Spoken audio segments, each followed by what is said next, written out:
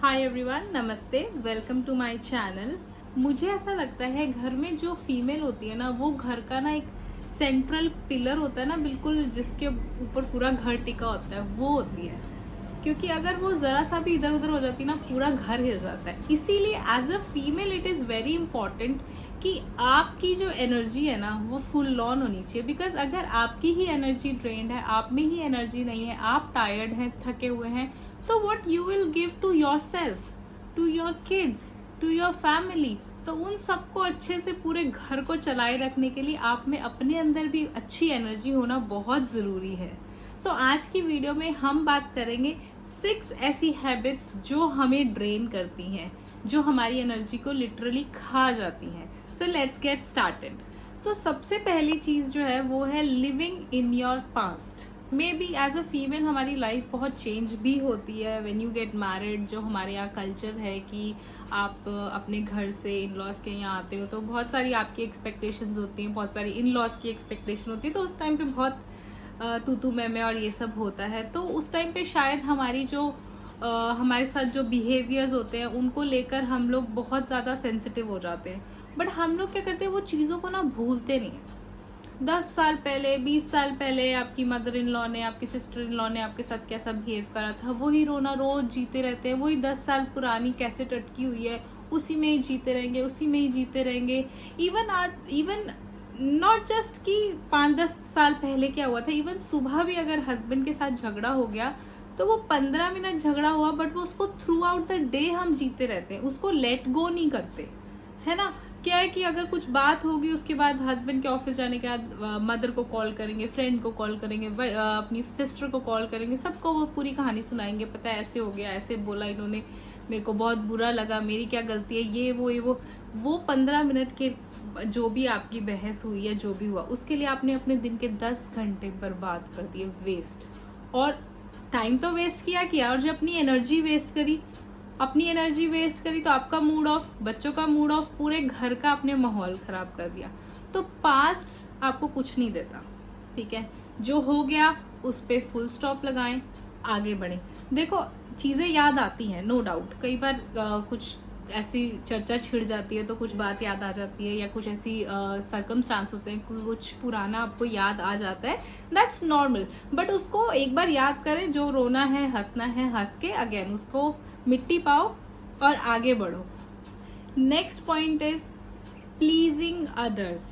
Again बहुत सारी ladies में मैंने देखा है कि सारा टाइम मतलब दूसरों के लिए कुछ ना कुछ, इन लॉज के लिए, पति के लिए, या अपने फ्रेंड सर्कल में कुछ ना कुछ कर, दूसरों को प्लीज करने के लिए, कि मतलब अगर मैं ऐसे नहीं करूंगी तो कुछ बोल ना दे, वो उसको करना पड़ेगा, या मैं तो बहू हूँ, मुझे तो ये करना ही पड़ेगा, सबको खुश करना है, सबको खुश रखना है। अपनी पूरी जिंदगी लगा देते हैं। अच्छा, एक बार आपने किया, चलो किया तो किया, बट उसके बाद उसको लेके फिर रोते भी रहेंगे कि मैंने तो उसके लिए इतना किया, अपने बच्चों को इग्नोर किया। आई एम श्योर आपके आसपास भी आपने बहुत लोग ऐसे देखे होंगे जो आज के टाइम पे कंप्लेन करते हैं कि हमने अपने बच्चों का ध्यान नहीं रखा, क्योंकि हम अपने परिवार में उलझे रहे। और आज हमें ये रिग्रेट होता है कि काश मैं अपने बच्चों का ध्यान रखती, अपने बच्चों को एक बेटर लाइफ देती, उनको टाइम और एनर्जी देती जो मैंने उन लोगों के लिए दी जिन्होंने मुझे रिस्पेक्ट भी नहीं किया। तो देखो, आई एम नॉट सेइंग कि दूसरों के लिए नहीं करना चाहिए। ऑफ कोर्स सारे रिश्ते ऐसे होते हैं, सबको निभाना चाहिए, बट उतना करो जितना आपको आपकी फिजिकल और मेंटल फाइनेंशियल हेल्थ अलाउ करती है, और उतना करो जितना सामने वाला डिजर्व करता है, ठीक है। क्योंकि वो बोलते हैं ना, औकात से ज्यादा किसी को कुछ भी मिल जाता है तो उसकी वैल्यू नहीं करते बंदे, कोई भी, हम सभी ऐसे होते हैं। तो उतना करो जितना आप इजीली कर सकते हो। अपनी फैमिली पे, अपने बच्चों पे कॉम्प्रोमाइज करके, किसी के लिए कुछ करके कुछ भी नहीं मिलेगा। I am telling you with this experience. आपको लगता है कि कोई खुश हो जाएगा, कोई खुश होने वाला नहीं है। क्योंकि जिसने खुश होना है ना, आपने उससे पानी भी पूछ लिया तो वो खुश हो जाएगा। और अगर आपने उसको, जिसने खुश नहीं होना ना, उसको आपने किडनी भी दे दोगे ना आप, तो वो बोलेगा तूने मुझे लेफ्ट वाली किडनी दी, राइट वाली नहीं दी, क्योंकि राइट वाली तुझे ज्यादा पसंद थी। कुछ भी नहीं मिलेगा, आई एम टेलिंग यू। तो उतना करो जितना आप कंफर्टेबली कर सकते हो, और रिग्रेट मत करो। और इसलिए मत करो कि मुझे दूसरों को खुश करना है। ठीक है, आपका धर्म है, आपका रिस्पॉन्सिबिलिटी है, उतना निभाओ, बट दूसरों को प्लीज करने के लिए अपनी हेल्थ को खराब मत करो please. And I am telling you, extra काम करने के लिए कोई अवार्ड नहीं है। अगर आप सोचो ना कि लास्ट में आपको गोल्ड मेडल मिलेगा, फूलों के हार पहनाएंगे। इनफैक्ट अगर आपने किसी का 10 बार काम किया है ना, 11वीं बार काम नहीं करोगे तो वो 10 बार भूल जाएगा, उसको अप्रिशिएट नहीं करेगा। वो 11वीं बार के लिए आपको जरूर ताना मार देगा कि मेरे को तेरी जरूरत थी, तूने मेरी हेल्प नहीं की एंड ऑल दैट। ठीक है, तो उतना करो जितना आप इजीली कर सकते हो। अपने बच्चों को, अपनी फैमिली को इग्नोर करने की किसी के लिए भी जरूरत नहीं है, इनफैक्ट अपने लिए भी। ठीक है, next point is poor diet. India में 50% से ज्यादा फीमेल्स एनीमिक हैं and I am ashamed, I was one of them. Believe me, मतलब मुझे पता था मेरा HB लेवल कम है, बट मैंने ड्यूरिंग प्रेगनेंसी आयरन टैबलेट्स खाई हैं, डिलीवरी में मेरे को ब्लड भी चढ़ा है, पोस्ट डिलीवरी भी 1 साल तक मैंने आयरन टैबलेट्स खाई हैं, और मुझे लगता था कि हाँ मैं तो एनीमिक हूँ and that's normal. That's not normal. Please अपनी हेल्थ का ख्याल रखें। मैं बड़ी सोतलू थी, मतलब मैं सब टाइम सोती थी, खाना खाया सो गए, थोड़ा सा काम किया थक गए सो गए। तो सब लोग, इवन मेरा फैमिली वाले भी मजाक बनाते कि ये सोती रहती है, but that was due to deficiencies.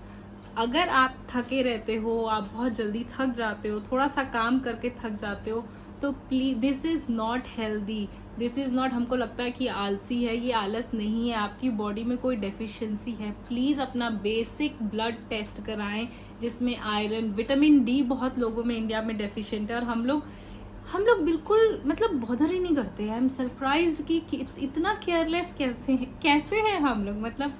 और उसके बाद भी पता नहीं कैसी गाड़ी चल रही है, नहीं चलनी चाहिए।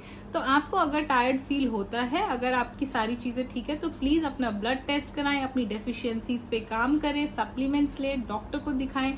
और जैसे आप डाइट का अपने बच्चों के लिए ख्याल रखती हैं, अपने हस्बैंड, लिटरली मैंने देखा है बहुत सारी फीमेल्स को हस्बैंड्स के लिए इतना बड़ा बड़ा टिफिन पैक करके जाता है जी ऑफिस में, लंच है, फ्रूट्स हैं, ड्राई फ्रूट्स हैं, बट अपने आप से पूछो कि फ्रूट खाया? मुझे फ्रूट पसंद नहीं है। ड्राई फ्रूट खाया? हाँ, वो जो बच्चों ने नहीं खाया था, 2 बचे थे, वो बादाम मैंने खा लिए। नहीं, जैसे आप सबका ख्याल रखते हो अपनी डाइट का, प्लीज़ डाइट से बहुत फ़र्क पड़ता है। ये मैंने भी रिसेंटली पोस्ट डिलीवरी जब मेरी बॉडी में बहुत सारी वीकनेस हो गई थी, उसके बाद मुझे समझ आया एक्चुअली अगर आप अच्छी डाइट लेते हो, आप खुद देख लो, आप 2 महीने अच्छी डाइट लेके देखो, आपको इमीडिएटली आपका एक्टिविटी लेवल, आपके मूड में, हर चीज़ में आपको डिफरेंस नज़र आएगा। So please work on your diet and do not ignore it because it also matters for your energy levels. Now the next point is taking things personally.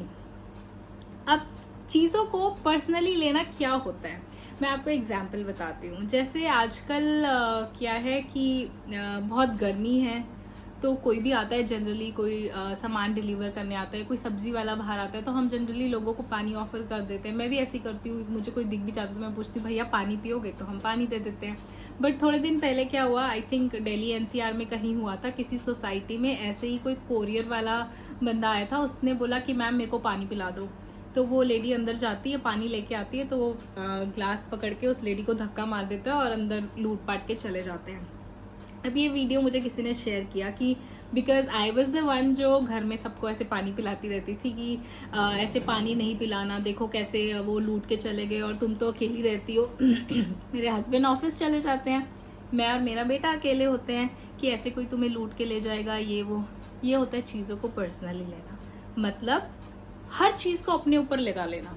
ठीक है, ये incident हुआ, इससे आपके अंदर एक अवेयरनेस आनी चाहिए कि ठीक है, अगर किसी को पानी देना है तो आप अंदर जाओ तो लॉक करके जाओ, पानी लेकर आओ, उसको साइड से पानी दे दो। टू बी ऑनेस्ट मैं अभी भी देती हूँ, बिकॉज आई बिलीव कि जो होना है ना वो आपके साथ हो जाना है। बट ये होता है हर चीज़ को हम सोचते हैं ना, ओहो वो लेडी अकेली थी, उसको लूट के ले गए, मैंने कोई न्यूज़ सुन लिया, अब मैं सारा दिन यही सोचती रहूँ मुझे कोई लूट के ले जाएगा, मैं तो अकेली रहती हूँ। तो वो सिर्फ और सिर्फ आपको ड्रेन करता है, आपका दिमाग खराब करता है, और आप सारा दिन वो फालतू के आपकी प्रोडक्टिविटी जीरो हो जाएगी, बिकॉज आप फालतू का सारा दिन वही चीज़ सोची जा रहे हो।